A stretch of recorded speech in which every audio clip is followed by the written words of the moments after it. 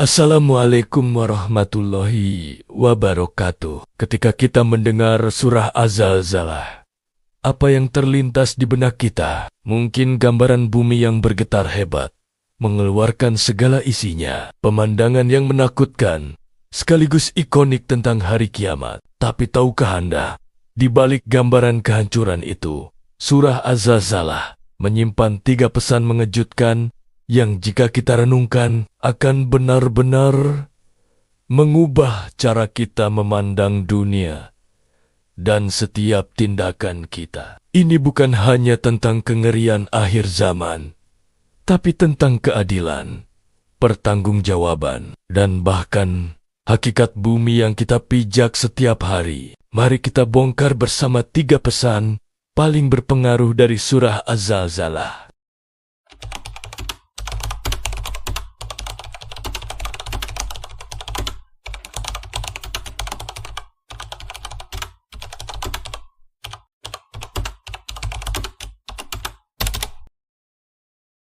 Kali ini, mari kita memahami makna di balik setiap ayatnya. Surah ini dibuka dengan gambaran yang mengerikan.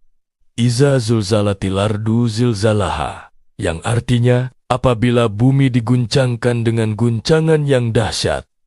Ini bukan gempa biasa. Para ulama menafsirkan guncangan ini sebagai gempa yang luar biasa kuat, terus-menerus dan berulang-ulang. Guncangan ini menandai dimulainya peristiwa besar pertama hari kiamat, saat bumi yang kita kenal stabil tiba-tiba bergetar hebat tak terkendali.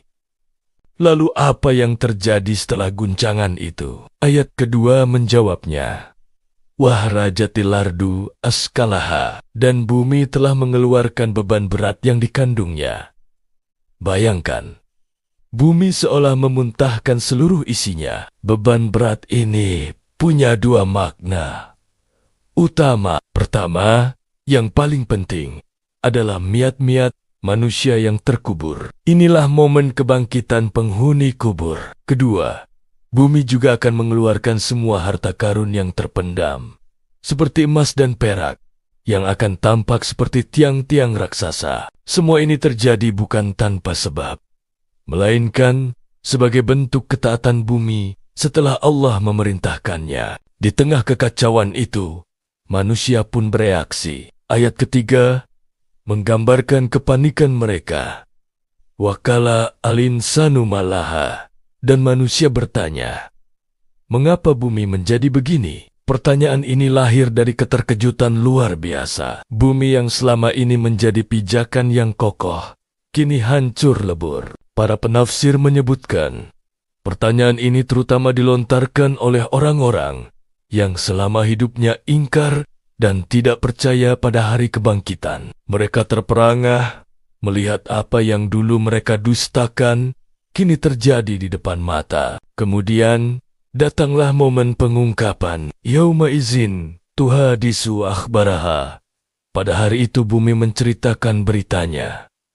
Ya, bumi tempat kita berpijak akan menjadi saksi. Ia akan berbicara dan melaporkan setiap perbuatan, baik dan buruk, yang pernah kita lakukan di atas permukaannya. Tidak ada satupun yang terlewat. Setiap langkah, setiap perkataan, setiap niat yang kita lakukan di atas tanah ini akan diungkapkan. Rahasia yang paling tersembunyi pun akan dibeberkan. Mengapa bumi bisa melakukan itu? Ayat kelima memberikan jawabannya.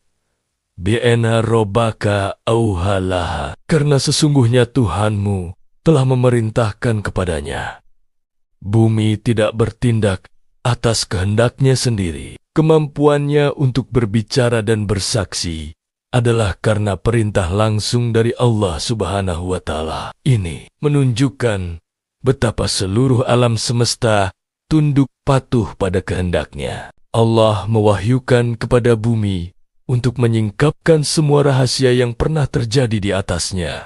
Setelah semua itu terjadi, manusia pun dibangkitkan. Ayat ke-6 berbunyi, Yauma izin yasduru nasu astata liurau amalahum. Pada hari itu manusia keluar dari kuburnya dalam keadaan berkelompok-kelompok untuk diperlihatkan kepada mereka balasan amal perbuatan mereka.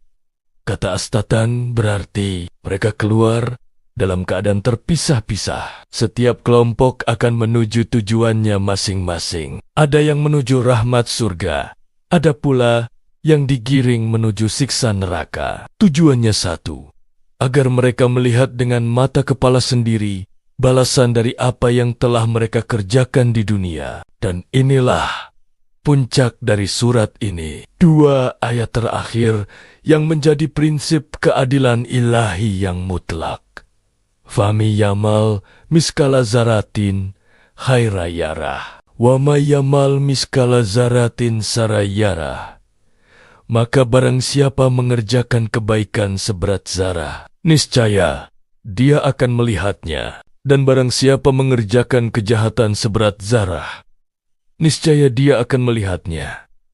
Apa itu zarah? Ia adalah sesuatu yang paling kecil, sering diartikan sebagai partikel debu yang melayang di udara. Ayat ini menegaskan, tidak ada satupun kebaikan, sekecil apapun, yang akan sia-sia. Senyuman tulus, sedekah yang tersembunyi, semua akan diperhitungkan dan diperlihatkan balasannya. Sebaliknya, tidak ada satupun kejahatan, sekecil apapun, yang akan terlewatkan. Sebuah pandangan yang haram, sebuah kata yang menyakitkan, semua akan dipertanggungjawabkan. Kata yarah yang berarti melihatnya, bisa berarti melihat catatan amalnya, atau melihat langsung balasan dari perbuatan itu. Ini adalah peringatan keras bagi kita semua, bahwa setiap detik hidup kita memiliki konsekuensi abadi.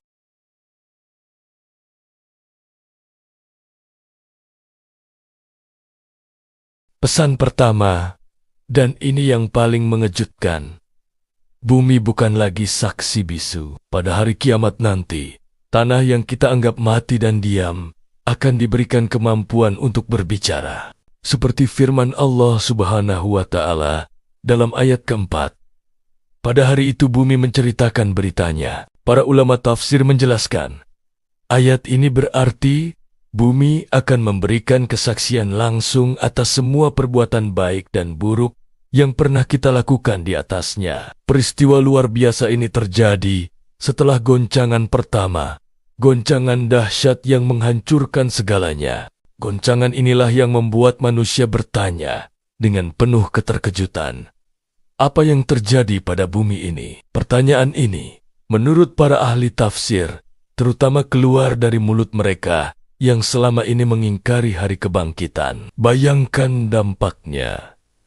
Tanah tempat Anda shalat, jalan yang Anda lewati, bahkan dinding kamar Anda, semuanya adalah saksi aktif yang merekam setiap niat dan perbuatan kita untuk hari persidangan agung kelak. Pesan kedua adalah tentang beban berat yang dikeluarkan bumi. Setelah goncangan dahsyat itu, ayat kedua menyatakan bahwa bumi akan mengeluarkan aska atau beban-beban berat yang dikandungnya. Ada 2 tafsiran utama. Pertama, bumi akan memuntahkan seluruh harta karun yang terpendam. Kedua, dan ini adalah penafsiran yang lebih kuat, bumi akan mengeluarkan seluruh manusia yang telah mati dari dalam kubur mereka. Penafsiran kedua ini jauh lebih selaras dengan alur cerita surah ini, yang bergerak dari kehancuran fisik menuju kebangkitan dan pengadilan. Ini adalah visualisasi yang begitu kuat, yang memaksa jiwa kita untuk mengakui kepastian hari kebangkitan. Ini adalah momen di mana bumi, rumah sementara kita, akhirnya menyerahkan kembali setiap jiwa yang pernah dititipkan kepadanya untuk menghadapi hari perhitungan. Dan pesan terakhir yang mungkin paling fundamental adalah apa yang kita sebut hukum zarah, prinsip keadilan ilahi yang mutlak, yang tertuang dalam 2 ayat terakhir surah ini. Maka barang siapa berbuat kebaikan seberat zarah, niscaya dia akan melihat balasannya. Dan barang siapa berbuat kejahatan seberat zarah, niscaya dia akan melihat balasannya. Kunci dari prinsip ini adalah frasa misk, la daratin, yang artinya seberat zarah atau partikel terkecil yang bisa dibayangkan. Ini menegaskan bahwa timbangan Allah begitu presisi, sehingga tidak ada satupun amal yang akan luput, entah itu sekecil senyuman tulus atau bisikan gibah yang kita anggap remeh. Kata ya rahu atau melihatnya bisa berarti melihat catatan amal, menerima balasannya langsung, atau bahkan menyaksikan perbuatan itu divisualisasikan di hadapan kita. Prinsip ini menanamkan rasa tanggung jawab yang mutlak. Bagi seorang mukmin, ini adalah dorongan untuk tidak pernah meremehkan kebaikan sekecil apapun. Dan bagi kita semua, ini adalah peringatan keras untuk tidak pernah menganggap enteng dosa sekecil apapun. Pada intinya, surah Az-Zalzalah adalah panggilan untuk sadar. Ia meruntuhkan ilusi bahwa tindakan kita akan lenyap begitu saja, tanpa jejak. Bumi sebagai saksi, kepastian kebangkitan, dan keadilan hukum zarah menegaskan satu kebenaran. Semuanya terekam, semuanya akan ditimbang, dan semuanya akan diperlihatkan. Pertanyaannya bukan lagi apakah kita akan bertanggung jawab, tapi jika setiap jengkal tanah yang kita pijak akan menjadi saksi, jejak perbuatan seperti apa yang sesungguhnya ingin kita tinggalkan di atasnya. Semoga renungan ini bermanfaat. Jangan lupa subscribe untuk konten inspiratif lainnya. Wassalamualaikum warahmatullahi wabarakatuh.